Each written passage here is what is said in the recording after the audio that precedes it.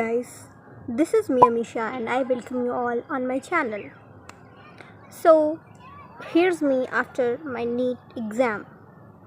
अब तो रिज़ल्ट भी आ चुका है. So obviously here is me after NEET result announcement. So there are many mistakes that I repeated this year जिसकी वजह से मुझे MBBS का सीट नहीं मिल रहा है. So I'll discuss them one by one. एक एक करके सारे करते हैं.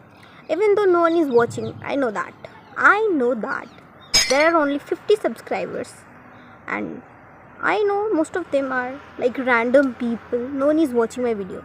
So this is for me, just a reminder for me. This video is totally for me.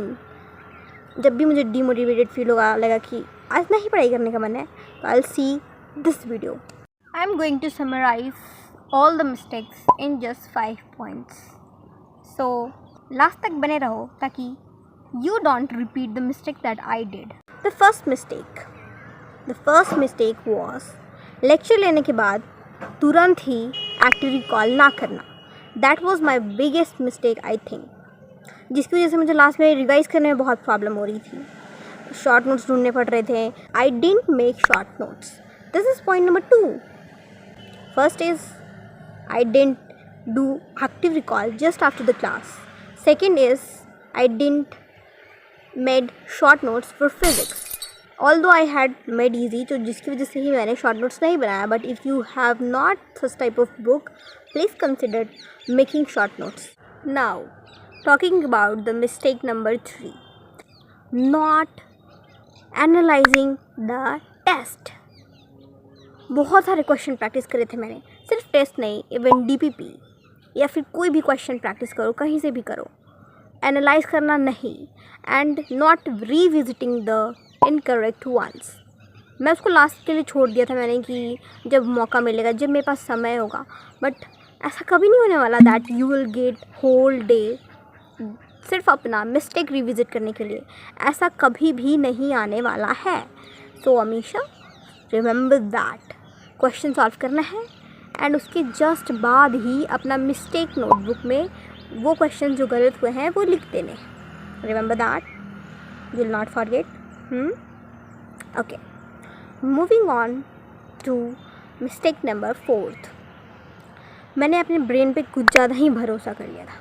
For organic मैंने रिएक्शंस उतने ज़्यादा रिवाइज़ नहीं करा जितना मुझे करना चाहिए. तो सो इट वाज लाइक सही से रिवीजन नहीं करा था मैंने इन केमिस्ट्री. सो इस बारी मुझे ऑर्गेनिक बहुत ज़्यादा पढ़ाई करनी है. लाइक हर दिन मुझे रिएक्शंस पढ़ने हैं.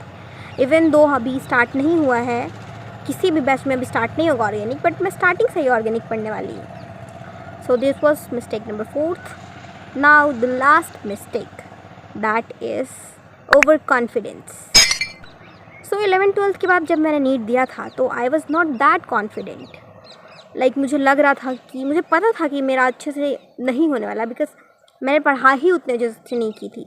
बट फर्स्ट ड्रॉप में आई वॉज लाइक सब तो पढ़ रखा है. मेरी बहुत बड़ी गलती थी, बिकॉज ओवर कॉन्फिडेंस बहुत गंदी बात है, बहुत ज़्यादा ही गंदी बात है. और ऐसा भी नहीं है कि मैंने पढ़ाई सही से नहीं करा था मैंने इसीलिए कॉन्फिडेंस था. बट ओवर कॉन्फिडेंस इज़ बहुत ज़्यादा डेंजरस, बहुत ज़्यादा harmful. So here is the conclusion of whole video.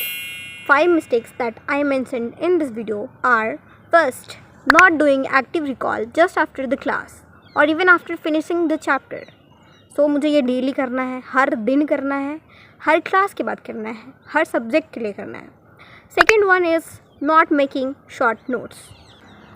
Third one is not revisiting the mistakes that I did in exams, in test, in mock tests, in DPPs or anywhere.